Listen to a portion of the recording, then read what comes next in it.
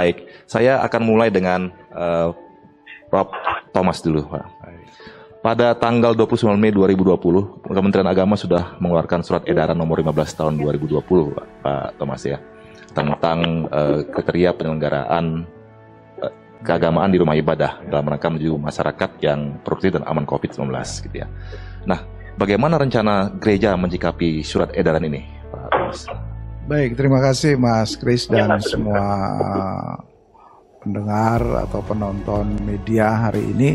Sebetulnya lahirnya Permen Surat Edaran Menteri Nomor 15 2020 itu dalam upaya kita untuk mengatur lebih lanjut bagaimana kita bisa melaksanakan kegiatan di rumah ibadah. Jadi usaha untuk menata lebih lanjut dalam kondisi COVID seperti ini. Memang selama pandemi ini berlangsung, keadaan ibadah itu kemudian terbatasi atau terhenti di rumah ibadah.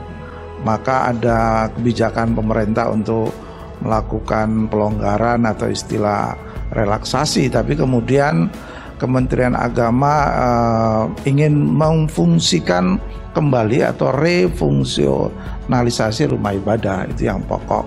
Tapi kemudian bahwa dalam kerangka memfungsikan kembali rumah ibadah itu, rumah ibadah harus bisa menjadi contoh dalam penanganan pandemi COVID ini.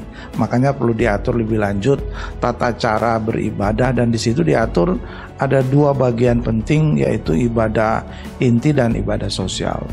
Kalau di ibadah inti, kalau dalam perspektif Kristen itu ibadah raya, ibadah umum yang melibatkan banyak jemaat. Nah, ini kita atur lebih lanjut dengan surat edaran Menteri Agama itu, saya kira.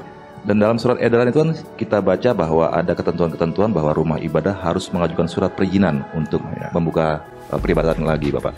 Nah, bagaimana prosedurnya? Mungkin harus diketahui oleh saudara-saudara kita di tanah air, Pak.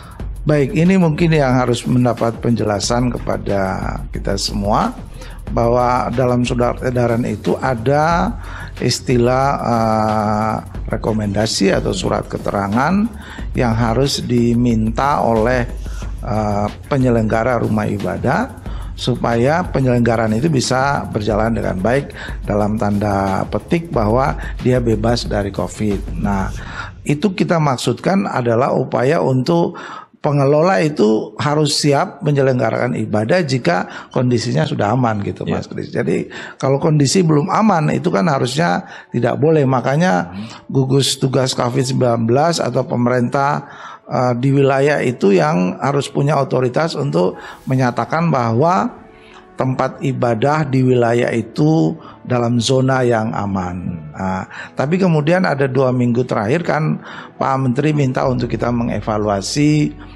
surat edaran itu. Tentu ada banyak mungkin interpretasi terhadap surat edaran terkait dengan rekomendasi atau surat izin, tapi sebetulnya tidak bermaksud itu.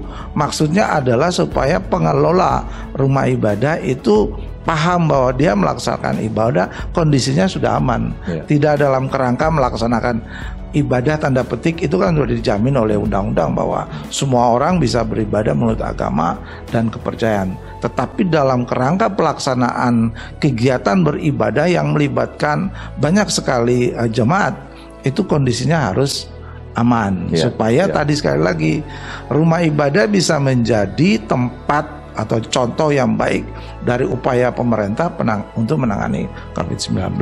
Saya kira itu. Prof. Thomas, kita mendengar bahwa secara teknis sebenarnya para gereja-gereja sudah mengatur bagaimana teknis peribadatannya menyesuaikan dengan protokol kesehatan dan surat edaran dari Menteri Keagamaan. Nah, mungkin ada himbauan dari Kementerian Keagamaan buat saudara-saudara kita umat Kristiani, Pak, dalam pelaksanaan ibadahnya. Silakan, Pak. Baik, terima kasih Mas Kris. Jadi intinya adalah kita ingin supaya kegiatan peribadahan itu bisa kembali sebagai bentuk kita ingin semua bisa masuk ke area yang lebih produktif, tidak hanya dari perspektif fisik, tapi juga spiritualitas kita harus juga kemudian bisa tumbuh dalam kondisi seperti ini. Makanya surat edaran menteri itu kita sengaja memang dibuat untuk membantu prosesi peribadahan itu. Tadi secara teknis sudah disampaikan oleh baik Pak Sekum PGI maupun oleh Pak Ketua Sinode GPIB. Intinya adalah kita bisa beribadah dengan tetap mengikuti protokol kesehatan yang ditetapkan oleh pemerintah.